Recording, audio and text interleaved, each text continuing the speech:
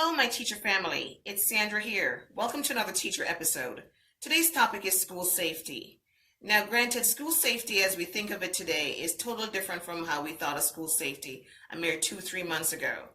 I'm raising this issue because recently my county has required teachers to report back to work right after mid-May. This is to do year-end closeouts.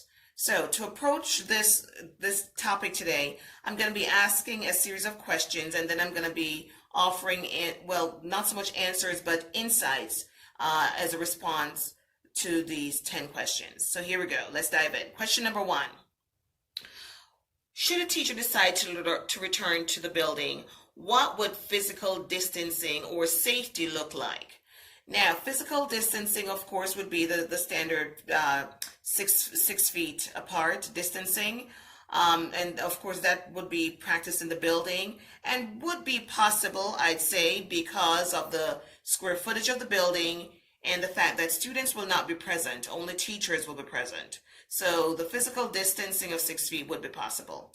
The school system has also promised to provide face covering and masks should the teacher not have those things. And also the buildings have been sterilized by custodians. So kudos, thank you custodians for doing so.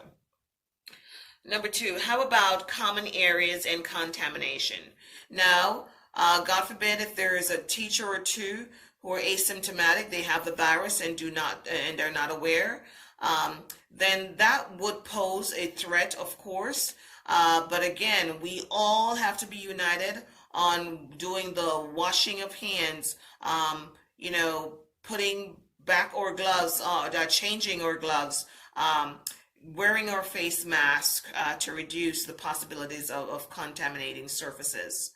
And of course, it would help if the custodians are constantly throughout the day cleaning the facility, which I'm sure they will be asked to do.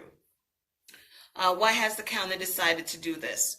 Not exactly sure, but I can say that should teachers return and pack their belongings and close out the grades, then we are off to a much better start the next school year, which is coming up in a matter of months. This date might change, but as it stands right now, if schools were to reopen another couple of months, then we would hit the ground running, so to speak. How do teachers in general feel? Teachers are, rightfully so, totally disappointed at the district. For the most part, teachers feel totally disappointed at the district's, request.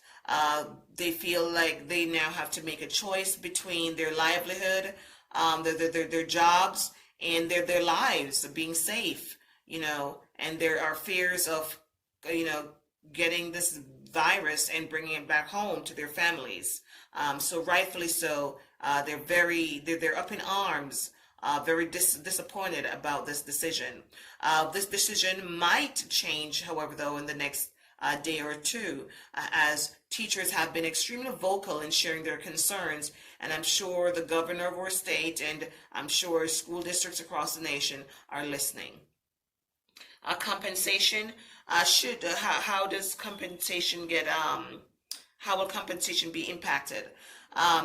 If a teacher decides to stay home, the teacher will be compensated, but they would have to request some sort of relief. There are various stipulations set in place, so it depends on that teacher's unique situation that determines compensation, but some might be compensated a fraction, maybe 2/3 of their regular salary should they decide to stay out.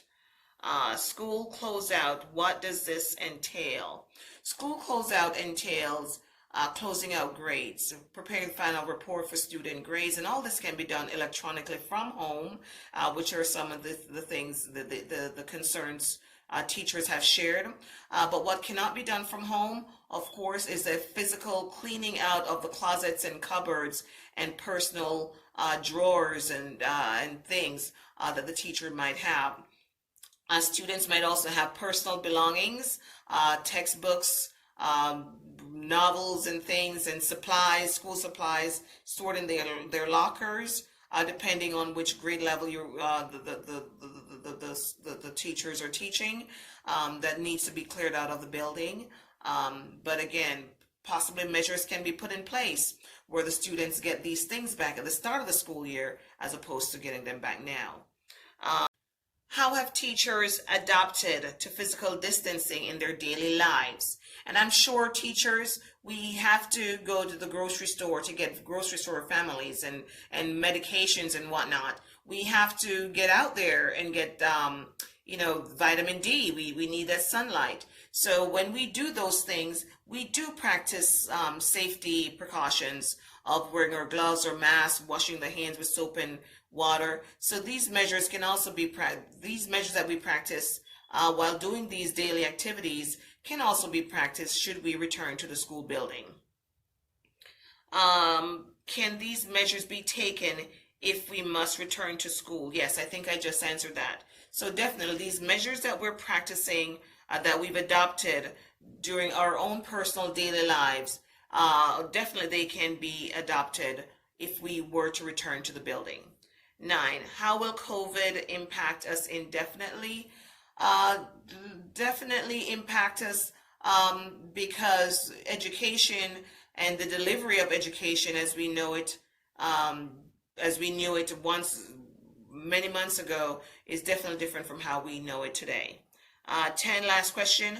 What can we do today to benefit our students? And to benefit our students, we can definitely, as teachers, become more tech savvy.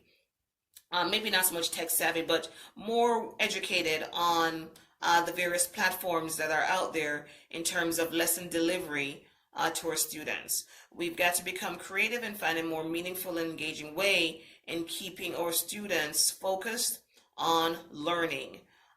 So that's it for now. This is Sandra. Thank you for joining another teacher episode. Stay safe. See you soon.